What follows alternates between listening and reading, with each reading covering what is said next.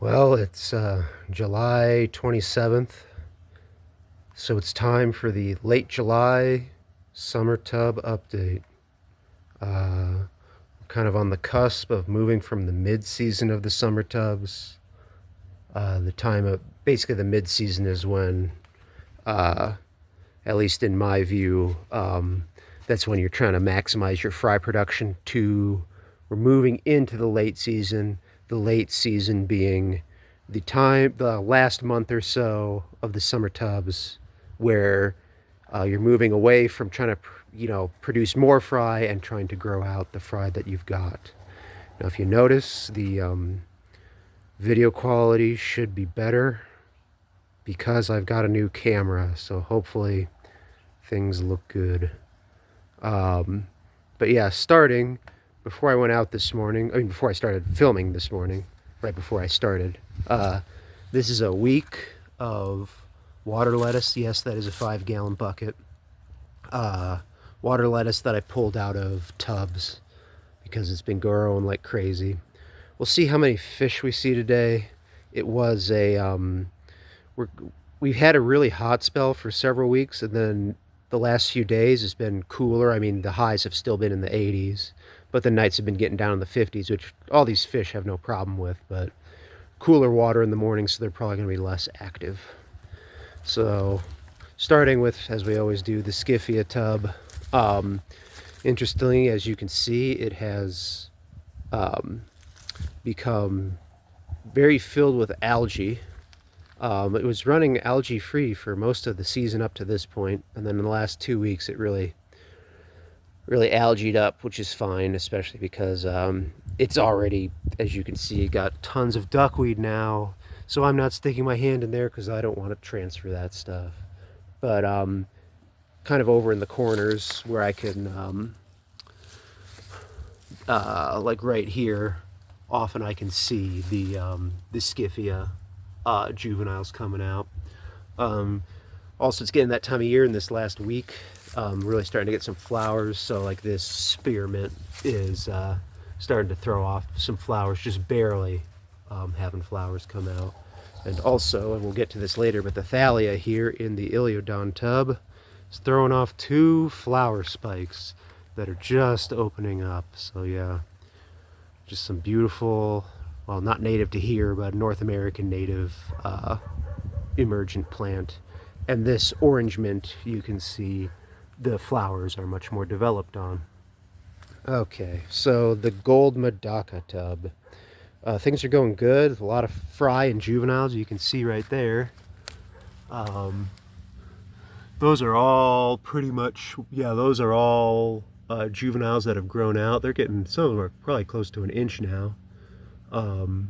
Yeah, just they seems like Madakas, they're little dinky things, but then once they hit a certain size, they grow real quick, especially if the temps are warm, which they have been very warm.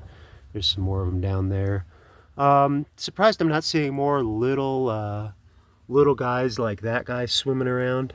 Doesn't seem to be very many small fry, which is kind of surprising, especially considering I still have all the breeders in this tub, but I guess we'll see. Maybe it's just been too hot for them to really breed. Aphanius serhanii tub. I'm excited because I'm seeing fry in here and a couple different size classes, which means we've got multiple batches that have happened. Probably not going to see any right now. They're probably freaked out after I remodeled and pulled up all of that water lettuce. But yeah, there's definitely fry in here. Not seeing any up at the surface, but they're just kind of gray. They kind of have that, a lot of these kind of pup fish, when they're juveniles, they all look very similar, just kind of little gray, thick-headed fry on them. Okay, Satan Madaka tub. Still haven't seen no fry, even though I've been adding more and more adults, trying to keep trying to get the breeding group started, but I'm just not seeing any production, which is kind of a bummer. But this is also a strain that I was planning on getting rid of at the end of this year anyway, due to I just don't like how how the long fin trait seems to affect the fish. So I guess we'll see. But it doesn't look like we're going to be getting any reproduction from them this year. Moving over to the gold barb tub, I believe in the last update I noted that the gold barbs passed away in the heat wave. Haven't seen any evidence of fry. Haven't put any more fish in, especially at this point in the season. It's kind of too late anyway. I mean, I suppose I could throw in some Madakas and see what I could get, but my goal isn't to maximize, produce as many fish as possible. I'd rather just I'm just doing this for personal enjoyment. The marigold mint, I've noticed, I'm kind of disappointed. Looks like it's dying down. I don't know if that's the heat or what, but yeah, I don't think it's gonna persist much longer. However, the umbrella grass, I believe it's a cyperus species. I believe it's alternifolia. It's coming back quite well. I actually my cats had chewed on a lot over the winter, so I cut off the dead heads. But now we've got new foliage coming out, and I think actually this fall I'll probably divide that plant. The Valencia tub, probably not going to see any right now, but I have seen there are Valencia fry in here. Actually, some are pretty decent size. Again, they're just kind of a little gray fry. The adults are actually just a gray fish too. They're more interesting for their history than for their looks, because they're just a gray fish, but they're very, very endangered. They're endemic to what you call it, basically northern Greece and Albania, and they're only found in lowland springs, most of which have been developed or otherwise destroyed. So yeah, they're just an interesting little fish, and I don't see any fry. The one cool thing about the fry is they do have, when viewed from above, they have bright, bright silver eyes. But it doesn't look like there's any fry coming out right now. Really haven't done anything with this muck bucket. My plan was to use it for live food, but I don't think I even pulled any food out of it at all. It's pretty much just empty. Next year, I think I'm going to do, next to the house here, a 40-gallon tub and some, maybe a new Gadiid species. We'll see. Moving over to the turtle tub.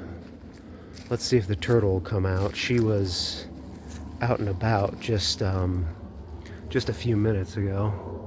But yeah, turtle tub's doing good. I have seen some Jordanella fry in here, but also there are lots of Madaka fry, including little baby ones. And most of them I'm just seeing little tiny ones on the surface right now, but there's actually a bunch of them that are the same size as the fry that were in the gold tub. They're just hanging out at the bottom. Ooh, there's one over here. Oh, no, he jumped. Not jumped, but dove down. I think they're pretty nervous because they live with the turtle, so they're always kind of got that predation worry. But yeah, it's it's interesting. The fry, some of them have black markings on, which indicates that kind of mottled color trait that was in the females that I used for this cross is a dominant trait.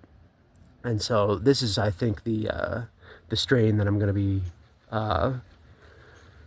putting the most work and effort into next year to try to work with, try to fix things, and also there's potential to create some interesting stuff out of this, like tricolors. It doesn't look like the turtle is going to be making an appearance, unfortunately. Okay, Poecilia chica tub. Still has a lot of algae, although I think it's starting to recede a bit. This canna is, the first bloom, as you can see, looks like it's spent, but now it's throwing off a second bloom. Again, spectacular. But yeah, I have not seen any evidence of the Poecilia chica in the last several weeks.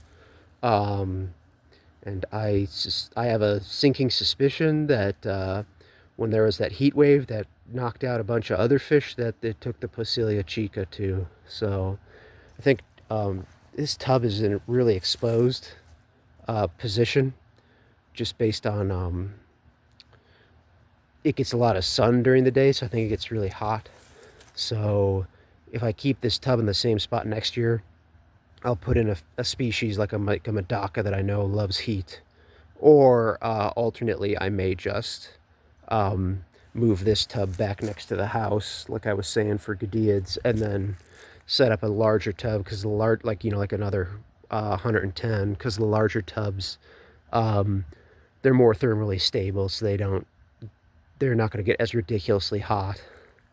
That's actually would be an interesting video topic at some point, is to talk about heat in tubs, especially because a lot of people misinterpret or misunderstand things. Because you'll see, like I have right here, you see I've got this, and a lot of people do this. I've got this thermometer right here. This is just a little glass thermometer, and it says what?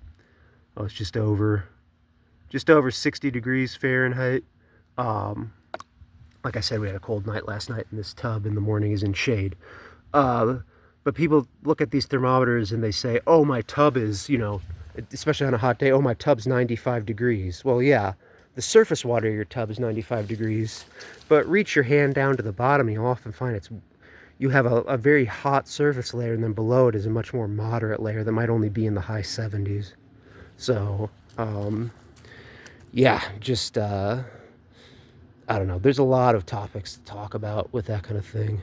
But yeah, I think at this point I'm going to stop this right here. And part 2, we'll go along the back row and talk about what's going on there.